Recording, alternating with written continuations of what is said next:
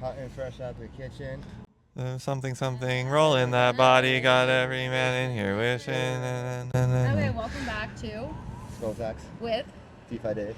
and Quasi Matt. and Kayla. period. Whoa. So let's do a little review of the sort of queen out that we just had, which is that we were exposed to your apartment. We came to some conclusions. I didn't realize you were woo-woo. You're really LA. What were the other things? Criminal, had black Air Forces. You also are a DJ and you have Navy shoes. Right. Defend yourself.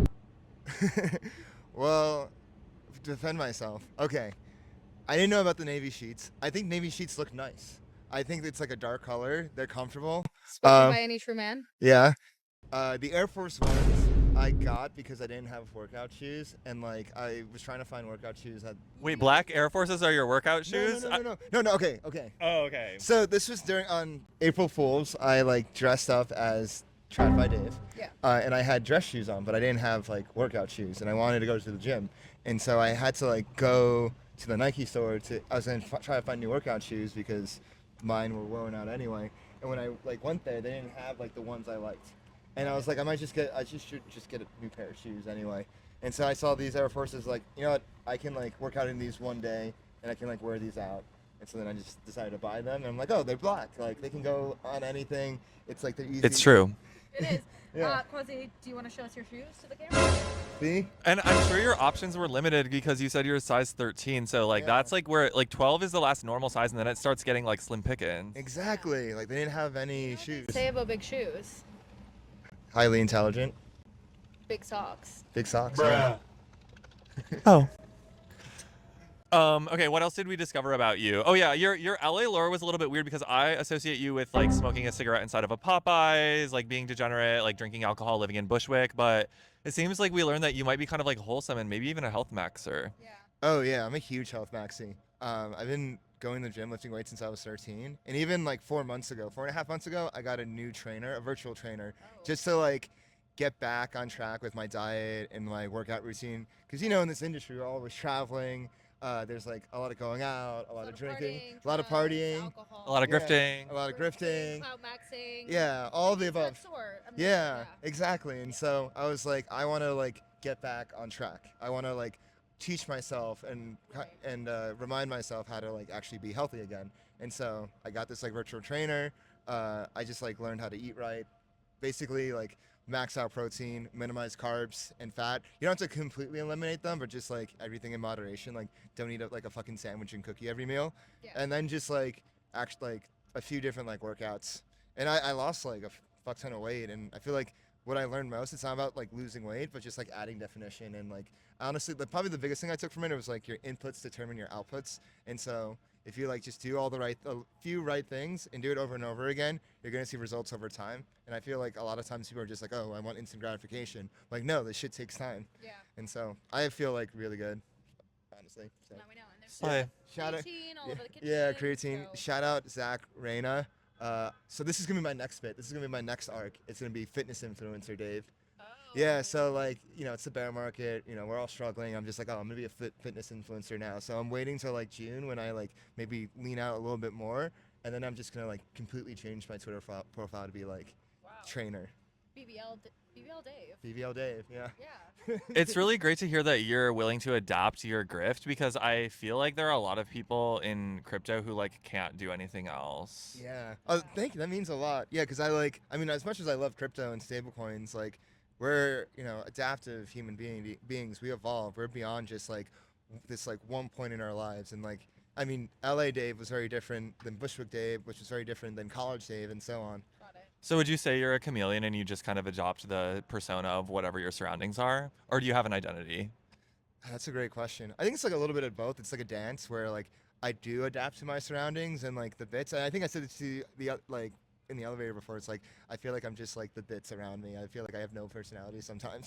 But at the same time, I do choose like which bits to take on. I just kind of notice like the whole thing with like Arizona iced tea. The reason why I've gone so far with it is because like seeing other people's responses.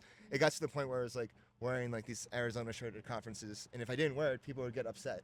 They're like, "Wait, where's your Arizona fucking tea?" I'm just like, maybe I should just like take this to like the farthest possible conclusion. And what's the farthest possible conclusion of getting sponsored by Arizona? So Don hit me up. Like, look, they even got the That's tattoo. commitment. That's Yeah. really taking it as Yeah, far as you this can, is the whole green tattoo. tea. Yeah. It's a beautiful tattoo. Shout out Yang, a tattoo artist in Williamsburg. She did a phenomenal job on this one. Have you ever considered getting it colored? No, I'm not a color tattoo guy. Okay. Yeah. So let's talk a little bit more about grifting and clout maxing. You're heavily associated with an organization known as ETH Bushwick. Can you tell us a little bit about your thesis and why you're involved? Yeah, ETH Bushwick kind of just started as a joke, honestly, and kind of evolved and came out very naturally. It was like me and my friend Anon. We were at ETHCC in Brussels, and he just kept on saying ETH Bushwick, and it was really fucking funny. I was just like, there's something there. And then I just kept on tweeting ETH Bushwick after in July, and it would always get a response. And I'm like, oh, there's something here. And then one day, he made the Twitter account. He was like, yo, I got the username. And I'm just like, give me the password right fucking now. that was it. Yeah. And then he's like, yo, what if we actually throw confidence? I'm like, yo, it's decentralized, it'll plan itself. And that became the tagline. Yeah. And then we just started shit posting. I remember that weekend I was at a friend's wedding in Seattle, and the entire time, like, all these like ideas just kept on coming to me. I felt like I was just channeling the energy of the universe, just shit post. And everyone just responded really well to it. Like, even Van Eck came out, was like, oh, we're like sponsors of ETH Bushwick, and like people like reached out. It was like, oh, like we should actually do something.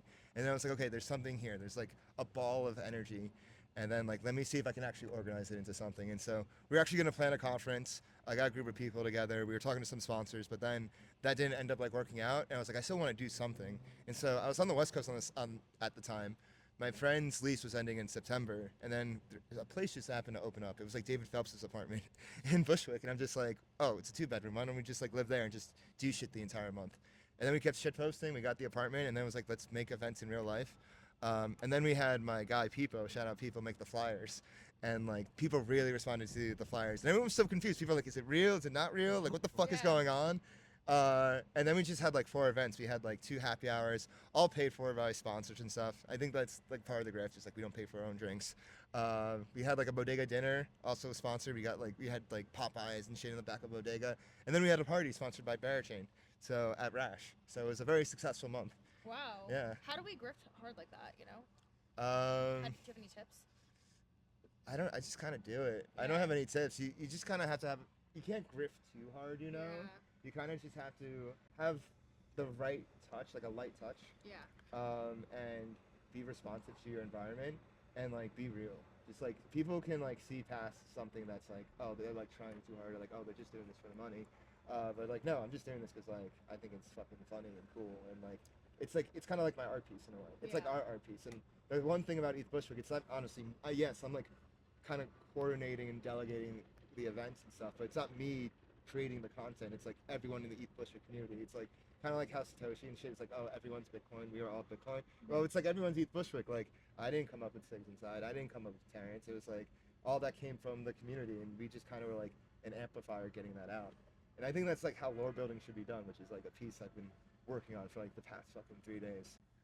Yeah, before we get deep into lore building, which I definitely want to do, I want to talk a little bit more about ETH Bushwick, because I feel like what's interesting about it is that it takes something that's already culturally relevant outside of crypto. Like Bushwick is not just a place, it's like a culture. Like it's like an online culture thing. There's like queer culture mixed in, there's nightlife culture, and then you're kind of like taking it and then making it sort of about crypto, but not really, in a way that feels like kind of tasteful and not extractive. Was that like an intentional thing? Because that's something that I want to see people do more of. Oh yeah, absolutely.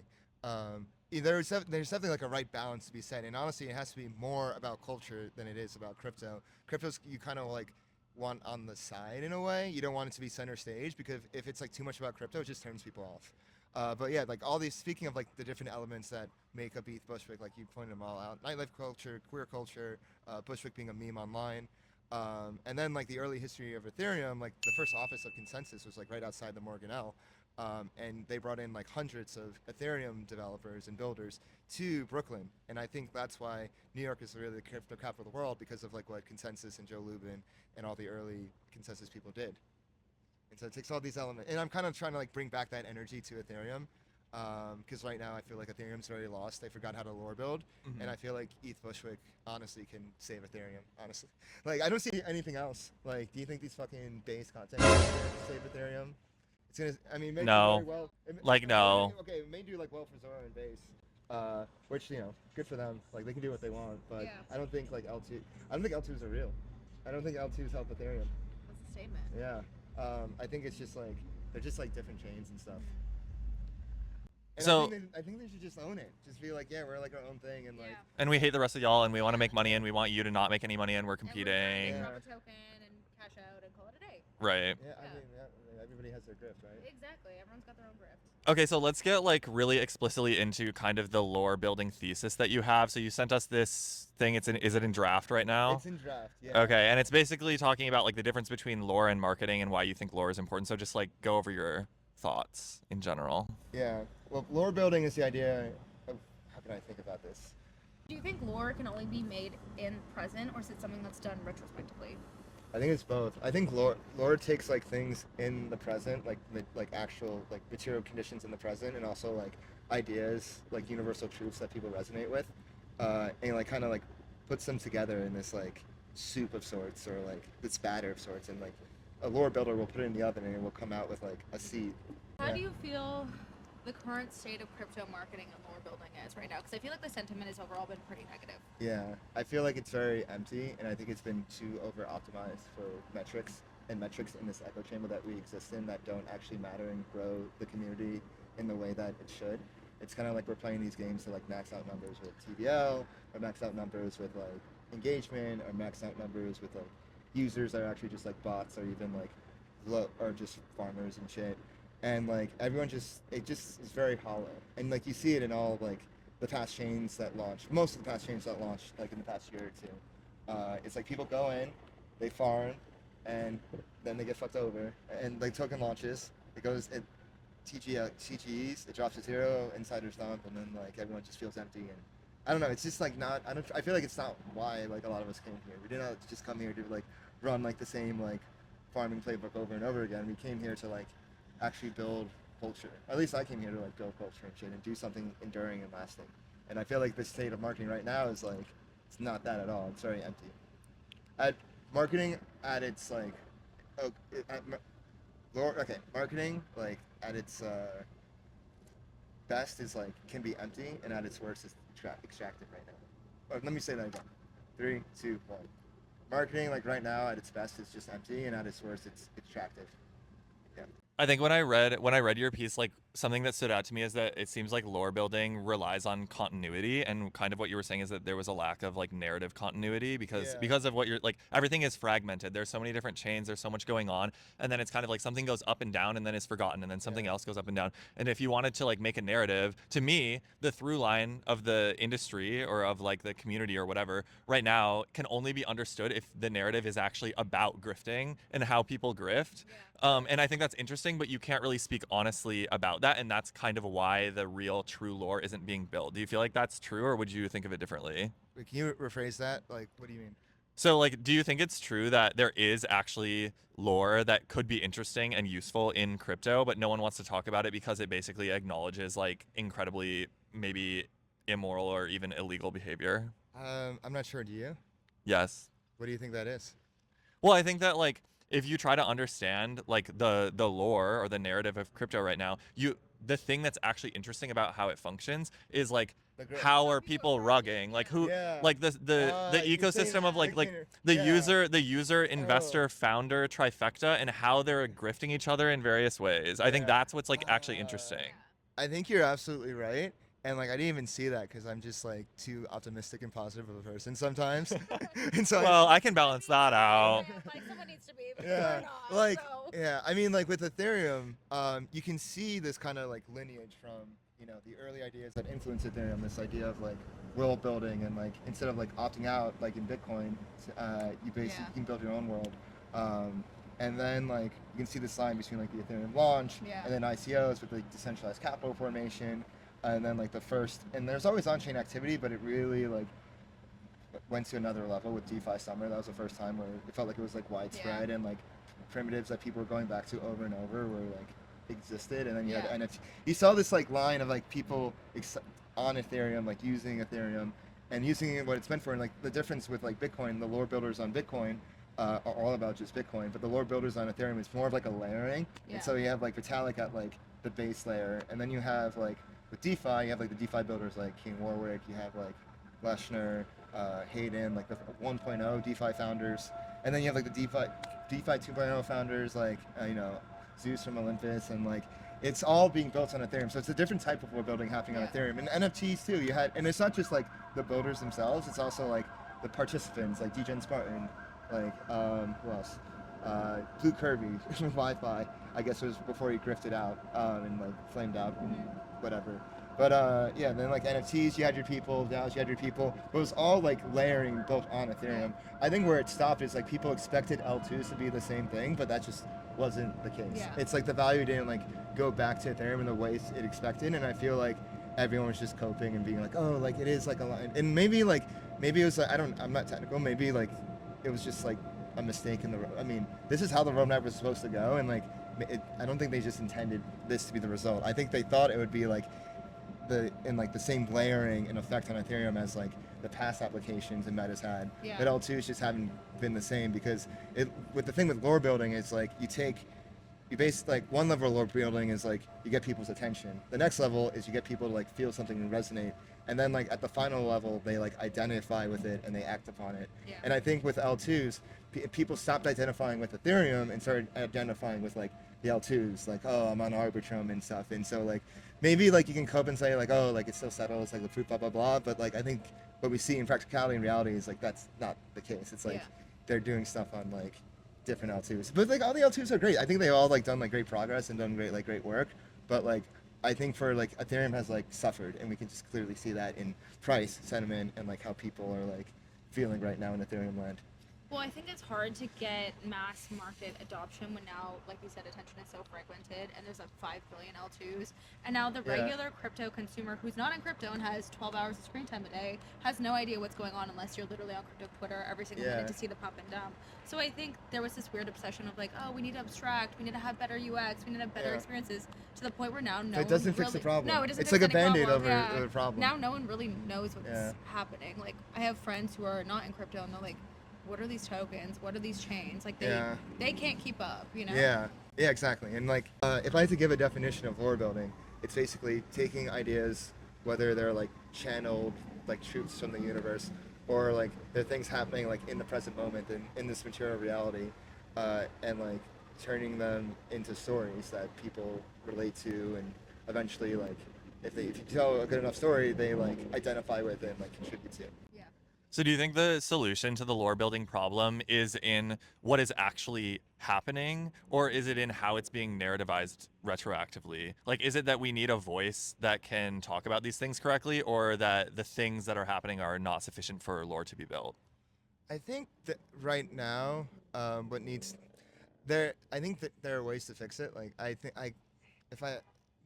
maybe like I feel like Bitcoin went through like the same thing in 2021 and 2022, where like things kind of stagnated and like you kind of had like too much maximalism and too much dogmatism. And then it wasn't until I think the Bitcoin puppets and like the ordinals came along, and they kind of like pushed Bitcoin a little bit forward. And like if you notice with the ordinals, like all the stuff was happening on like the Bitcoin chain, and it still like was like, oh wow, this is like in a way it was like a layer on Bitcoin. And I think it showed like Bitcoin, even though it's like set in stone, it can still be adaptable. And I think that helped like rebootstrap Bitcoin before the whole Wall Street thing. Now with like Ethereum, I think there's something there with like restaking and AVSs and like everything that like Eigenlayer is doing. And I think like when done right, I think it can create a positive, because it basically extends like that idea of like staking, and instead of like having enforcements with like government violence, you have enforcement through code. And I think it takes like that and beyond just like the chain itself, it can like take it to any arbitrary action. And so if you like restake like a bunch of things, I feel like you can create this like positive flywheel where the value does go back to Ethereum, because you are using Ethereum to secure stuff and you are creating value. And so I think it's just AVSs and restaking are just very early, and I'm working on an AVS, so yeah. Do you want to show your AVS? Yeah, so my real job, because like everything else. Because everyone else has a fake job right now. It is a fake job, but my real fake job Yeah. is I am the head of growth, the growth mysterio of CAP. We're a stablecoin that uses restaking as a primitive to secure yield and protect backing. Whatever that means. Yeah, it's a stablecoin that's safe. It's a stablecoin that stays $1, like it should, because that's what stablecoins And it do. contributes to the security of whatever chain. Yeah. Oh, it doesn't Or contribute no? to security. It uses AVSs to basically enforce agreements between like depositors and operators. And Got it. operators are like the people that get in the yield and stuff. Got it. Oh, okay. Wait, so I think there's like a tension in the way that you're talking about lore building, where on one hand it seems to be about the social ecosystem that surrounds crypto, but then when I ask that question, you're talking about the actual technology itself. So do you think that the problem is rooted in the technology or in the people? I think it's both. I think it's how like people use the technology or how people like subjective like respond to the technology. Like look at like Pump Fun. Look how people like responded to Pump Fun. I think Pump Fun's really fucking cool. I think like the idea of Yeah. taking like memes and like putting a value on them, and you know, there's no better way to measure attention than with like money itself. I think Alon and them hit it out of the park. I'm humble brag. I was like the first person to interview Alon before like people really gave We a need to fuck get about him Pump on. Fun. Yeah. Yeah. Yeah, I interviewed him like a month after Pump Fun launched, and I knew immediately like, oh, there's like something here, like this is going to be the cycle, and it was. And then just it had like Ethereum people coping, and now you see like, so Well, yeah, here we are. yeah. Do you actually think that the value of Pump Fun is most accurately described as being about memes and content, or do you think it's more about the mechanisms, like the actual economic mechanisms of the platform? Because I would say it's about the economic mechanisms, but to you it seems like the value proposition is actually in the memes. I think it's in the memes. I mean, like, yeah, you need the mechanisms as like a base layer, but you could have like the best fucking mechanisms in the world. But if you don't have like the memes and culture driving it, the mechanisms are nothing. I think that's a problem. That's why I'm so big into culture, and I think that's the problem Ethereum faces right now. Is like you have like the mechanisms there, you have like programmable sovereignty there, which is really fucking cool. But we kind of just like forgotten that whole bit, and we're just like in this weird middle ground where it's like we're trying to be like Solana, or like we're trying to be like before it was like we were trying to be like Bitcoin with like EI, like what was it, EIP 1559, and like burning and basically changing Ethereum's narrative from being a sovereign asset to like measuring it as a company. And I think that's had like dire consequences for it. Maybe Ethereum should just try being itself.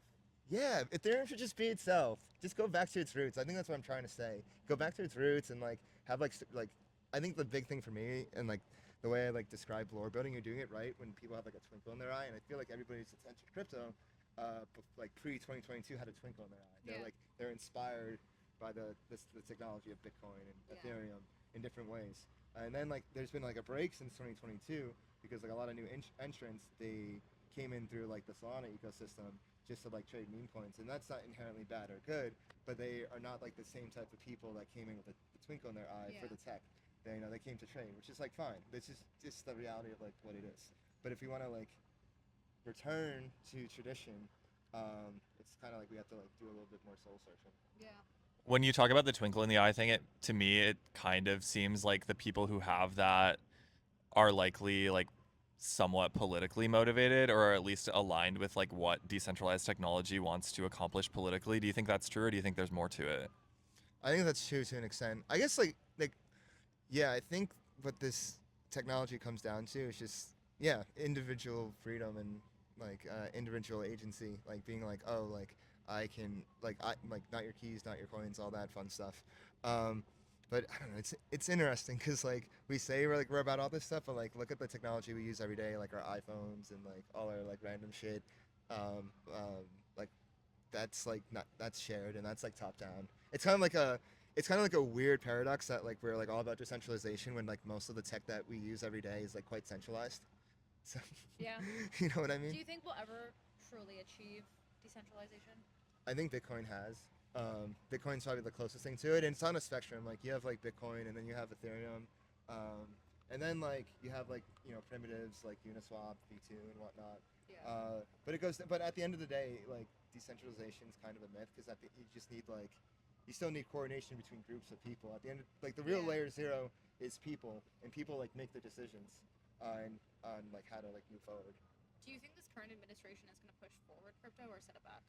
Yeah, this is the current administration. This whole environment with the current administration is crazy because it's like such a 180 from like the previous administration, where like before it felt like, oh well, they're coming after us, like we're all gonna go to jail, like it's super illegal. And now with like the current administration, they're like literally involved in like every like random crypto thing from like NFTs to like a stable coin to meme Meme coin coin, to DeFi yeah. protocol. There's like they're doing like every little thing, and so, but like I guess it kind of like hurts the I feel like the cause in a bit because it can be used by the other side as like, oh, like he's just trying to like further his interests like with this crypto legislation. Like it probably would have been better if we were just like in a middle ground, but because of like they're doing so much, it's like, oh, Trump's building like doing a stable coin, like we should like that's now like a political thing now. Yeah. Especially when we're trying to pass legislation, but I think stablecoin legislation will pass. I hope so. Yeah. Yeah.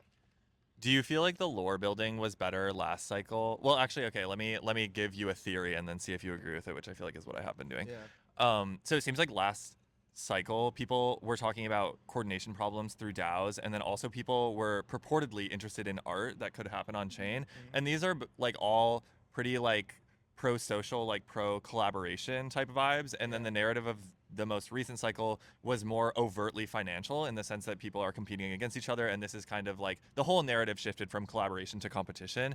Do you think that that shift plays a part in whether or not lore can be built effectively? Oh, And also, do you think that the lore was better last cycle?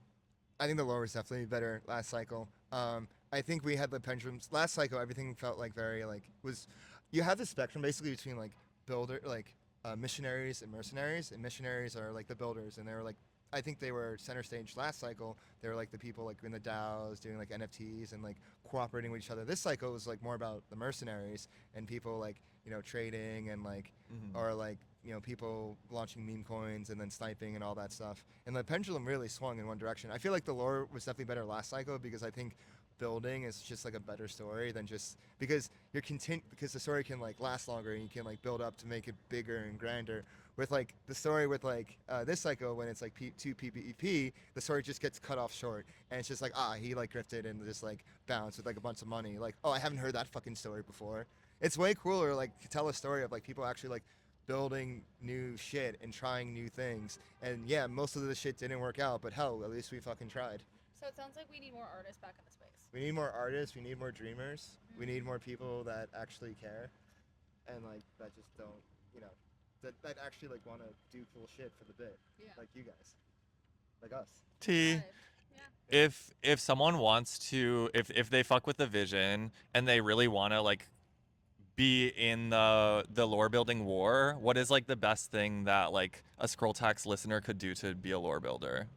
I think the best thing a scroll tax listener can do to be a lore builder is just take a step back, listen, observe culture of how it is, observe like the things happening like actually in your world, but also like ideas that resonate with you. And some people are like better at it than others. Let's be Yeah. real. Like some people have more intuition.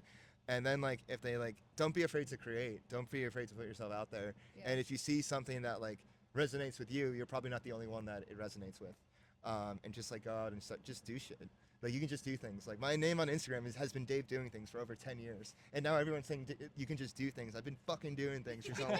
that's, yeah. Well, I was gonna say, I'm like, how do you think one gets good at creating memes? Because I feel like that's Yeah. really like, I think is it nature versus nurture? What's going oh, on it's there? both. I think both. You have to have an eye for it, but like you have it. It's like nurtured over time. Like from my first job, I was a writer of things of internet culture and trends and stuff, and I probably wrote like 10,000 different articles based on like things that I saw in culture, whether they were like breaking news or like or maybe more evergreen content. That was my first job as like a writer for this for Everpedia back in the day. Shout out IQ token.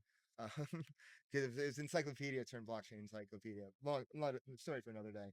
And I feel like from like those early days of like spotting trends is how I got like good at spotting things now. And just like I kind of with these Bushwick like saw things where like kind of like buzzing at the surface. I was like, okay, like let me take these like ideas and thoughts that people are resonating with and like put them together in ETH Bushwick. And like also ETH Bushwick's kind of like a commentary on the current conference circuit culture because like I think how conference circuit culture evolved is it was COVID, and then after COVID everybody really just wanted to travel everywhere. Also it was like a lot of young people who were entering the industry. It was like the PvE time, everybody was building, everybody was inspired, like lore building was like still like chugging along in Ethereum land, and so everybody just wanted to go everywhere and be everywhere. And then I think people just kind of got exhausted, and people are just like, wait, we can actually build community, and this feels like very transitory. We just go from conference to conference, and we're kind of like, what's the point of all this? It Yeah. became kind of like, I think what's his name, Moon had this like one tweet about the crypto conference circuit. It's like this like Great Gatsby thing of like these like huge parties everywhere, and like it's just kind of like surreal. And I feel like we're getting the end of the line to conferences and stuff, and like I feel like things in conferences have been like strung out. You're kind of hearing like the same panels over and over again. Like there hasn't been any like new points, and like it feels like the real like thing is like you don't really see like any new blood. Yeah. It's just like the same people over and over. If you don't have new blood, then the story dies. Yeah. And so with this, so what I'm thinking with like Eat Bushwick is like, why don't we just like all decide just to be in New York and do things in New York and not have to travel as much? Like instead of having like fucking like 5, 6 different things a year, let's just have like 3 different things a year. And just like get back to like building and like interacting with real people instead of just like staying in our echo chamber during these different countries and just like, you know, circle jerking each other. Yeah.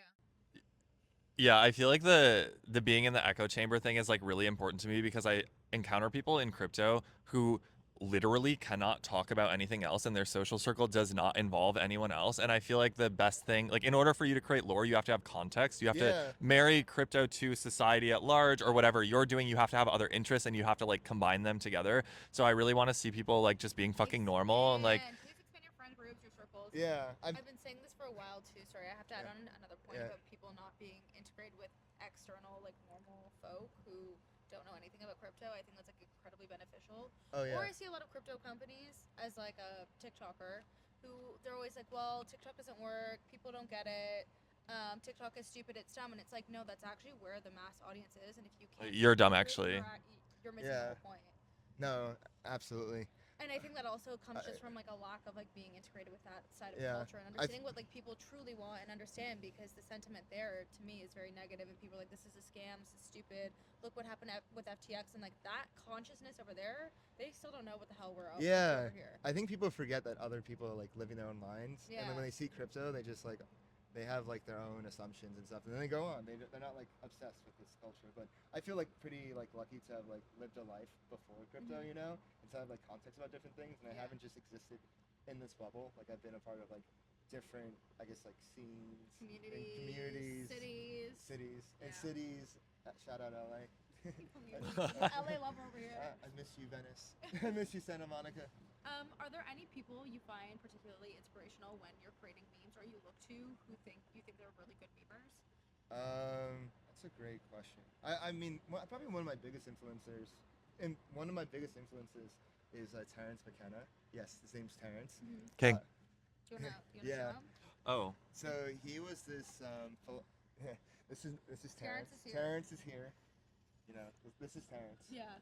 But it's funny that they're both named Terrence. Like, what are the chances? I don't even know that many Terrences in my life. He's probably the only one. But Terrence McKenna is kind of this philosopher, lecturer, psychonaut, cultural commentator in like the 80s and 90s, who went around and like gave all these different talks and speeches. And in his lifetime, you know, I think he would only fill a room with like 50, 100 people. But today, like his talks on YouTube have like tens of thousands of views, and he probably has like hundreds of talks. In college, me and a friend would just like listen to him all the time, and he talks a lot about like, sorry, it's fucking. You won't be able to hear it. Yeah. Yes, okay. He talks a lot about creating. He's like one of his a few of his like most famous lines are like, you know, create your own culture. Like, don't be afraid to like set your own path. Like, we need more like dreamers out there. One of them's you know, nature loves courage. That's one of my favorite ones. Like, you jump out into the abyss and you land on a feather bed. And I think people just need to take more risk. And people need to like, you know, I mean, the world like rewards you the more risks you take. It's called pronoia. It's the opposite of paranoia. It's instead of like the world is conspiring against you, it's not, the world is actually working your favor. The world wants to collab so bad. Yeah, the world wants to like collab so bad, and then like at the end of the day, the world wants you to queen out. So. Exactly. Exactly. No, literally, I feel like the lore will follow if we just start actually queening out. Like, honestly, a lot of you, like, I really mean you, like, I'm actually pointing at you, like, need to learn to fucking queen out, and I'm so serious. Like, everything will work out if you queen out. Actually, I can't say that because I know how to queen out, and not everything's working out, but it'll get a lot better. It'll get a lot better. You're not on the wrong if you queen out. My favorite line is, I always say to myself, I always win, and if I haven't won Yeah. yet, it's because the game's not over. So Yeah. you just have to keep playing. So I'm a big fan of NLP. You guys know what NLP is? Natural language processing? No, neuro-linguistic Yeah, that's what I was gonna say. So neuro-linguistic programming. So like, I had like a friend. Oh, like telling yourself stuff, Yeah. basically. Yeah, it's like this. I don't know. So I had What like I believe in this is like positive self-talk. yeah. So Manifesto. NLP is like kind of this like practice that like I guess could be considered a little bit woo-woo, but like parts of it like actually work. And I had a friend like say like, hey, you should just like take a course in it. I'm like, okay, fine. Like let me just like go out and like see what it's about. So I took this like 4-day course, and I felt like when I was doing this course, it was only like $200. I was following in this like great American tradition of self-help and paying for self-help. And like half the time they're just like trying to sell like the next level of the course, which I thought was really funny.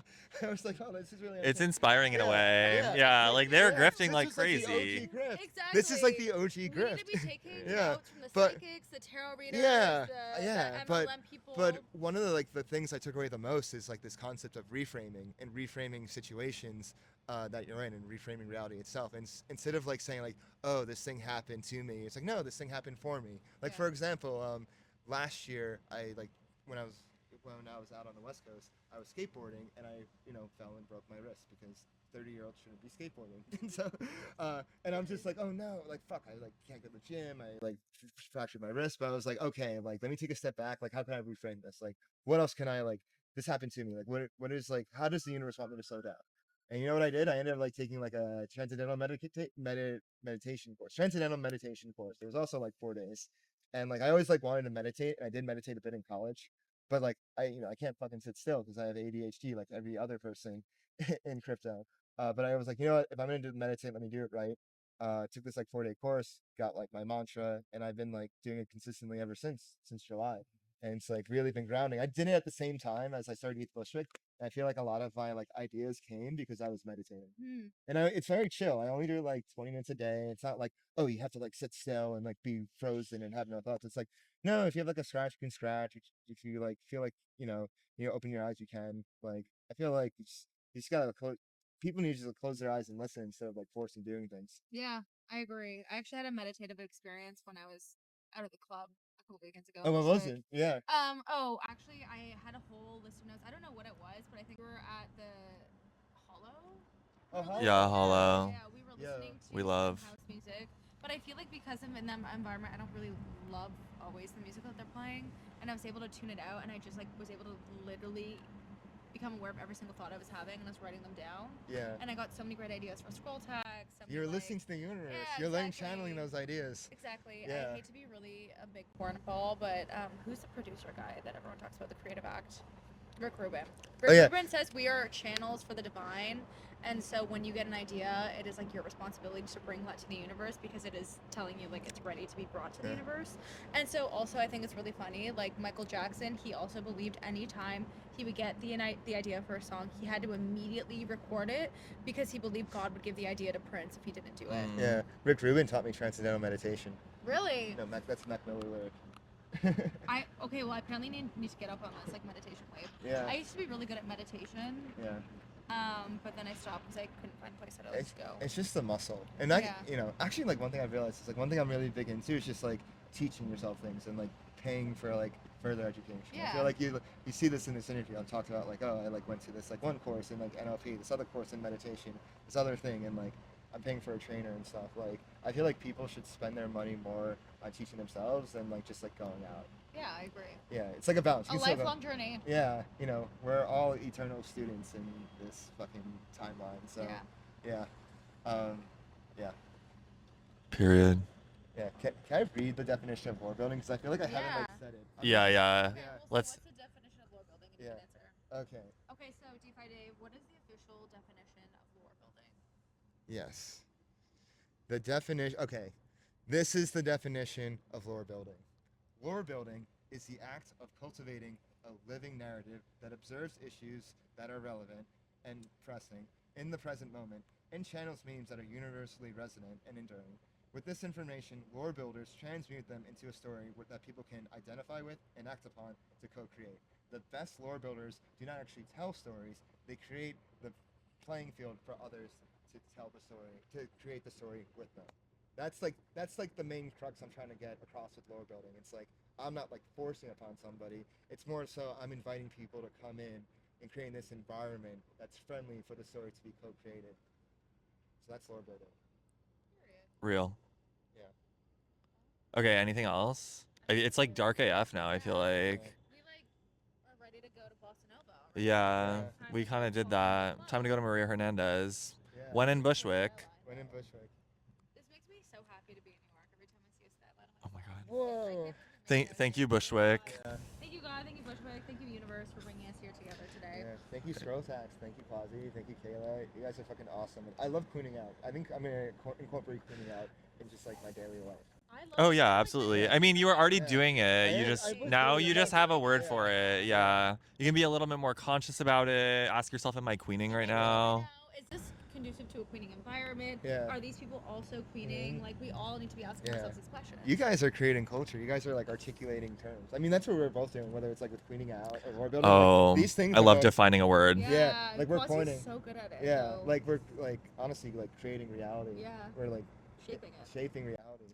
That's like one of my favorite books actually. It's called We Built Reality. It's by this like professor at Pepperdine. It's like all about hermeneutics and like doing that. Wait, Yeah. I want to read it. That's totally amazing. It's very social sciencey. It's very academic, but yeah, I have a copy. I'll give it to you. Yeah, definitely read it. I was also reading another book on intuition by this like professor that I'm obsessed with. Gerd Geigenzinger. Period. I don't know how you say his super name. The most recent book I read is called World Builders by this guy. I think Bruno Marsalis is his name. I saw him speak at DEF CON in Thailand, and it's all about geopolitics and how like superpowers are actually not fighting. They're fighting to control the rules of the metagame. Yeah. Of like so right now it's like the U.S. international order. Yeah. Right. Versus China versus China, Russia yeah. versus.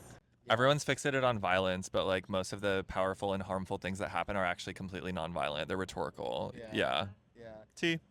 Yeah. Well, Real. okay, well, peace and blessings, scrollers. Peace. We'll see you soon. Stay queening. Bye.